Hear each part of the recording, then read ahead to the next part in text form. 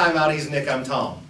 And I really, for the next 5 minutes, all we should do is show highlights of the catch that they'll be talking about in O'Neill for probably, what, about the next few decades? Yeah, forever. Probably. It's one of those where were you moments. Anyway, Alex Tramer was 18 of 30 passing for 251 yards, both touchdowns for O'Neill and a 2-point conversion. But the play everybody's going to be talking about is a catch by Wyatt Lear. By far and away the most miraculous is a go-ahead touchdown, 5 minutes, 54 seconds. O'Neill had driven for over 6 minutes to start that fourth quarter. The catch, because of how it was the game winner, the magnitude of that play is something that I don't think I will be able to recognize, you will be able to recognize. In the time that I spent covering football, I never saw a play of that caliber ever. Ever. I mean, I saw some great players, I saw some great teams, some great moments, some great plays, but never a catch of that caliber and of that magnitude. This is a team, O'Neill, that has not had perennial success. This is a team that was playing David City Aquinas, one of the monsters of high school football. It's one of those plays that any kid dreams about making at some point in their life, but less than 1% do. You just don't see something like that every day. Go to Class C2, please.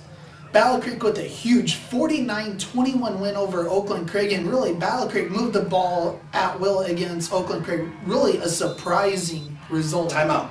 So what we have now is Battle Creek in the semifinals. We've seen this before. They'll be playing Crofton. Yes. What is it that Battle Creek has to do to get past this hurdle? They just have to play like they have the last 2 weeks. Oakland-Craig, this is a team that had played Battle Creek close the last time. It was 21-12 the first time those teams played, and now Battle Creek goes and beats them by 4 touchdowns. What does Crofton, which would be Valentine now, have to do to beat Battle Creek? You talk about a tall order for Crofton, and this is what they wanted. They wanted another shot at Battle Creek. This time it'll be on their home turf.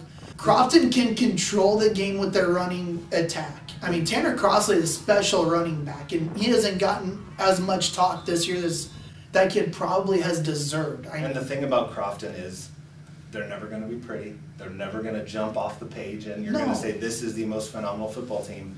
Their roster numbers are low, but all they do is win. Let's run through the Class D games really quickly.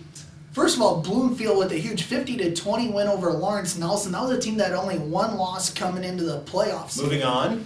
Humphrey St. Francis 48-36 over Wynot. Wynot had 87 more yards in the second half than St. Francis, but 3 interceptions and a lost fumble. Really can't turn that game. Chambers Wheeler Central / Ewing.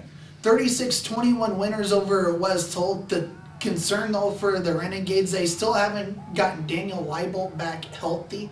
If they want to win in the next round against an undefeated Palmer team, I believe Leibold being 100% would be almost a must for them to pull an upset. GAC. What did GAC do?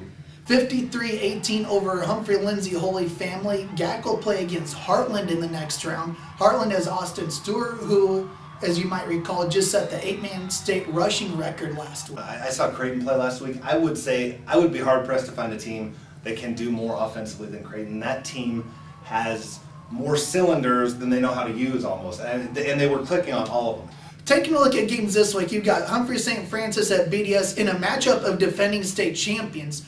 Fall City Sacred Heart travels to Bloomfield, Chambers Wheeler Central Ewing at Palmer, Lourdes Central Catholic at Creighton, Heartland at Guardian Angel Central Catholic. And then we move on to Friday, and we have Battle Creek at Crofton, O'Neill at Boys Town. Boys Town always seems to be peaking always this time of year in the playoffs, but O'Neill, holy cow, last week. I mean, you get the feeling, especially when there's a play like that, you know, you would start to wonder, okay, is this just a team of destiny?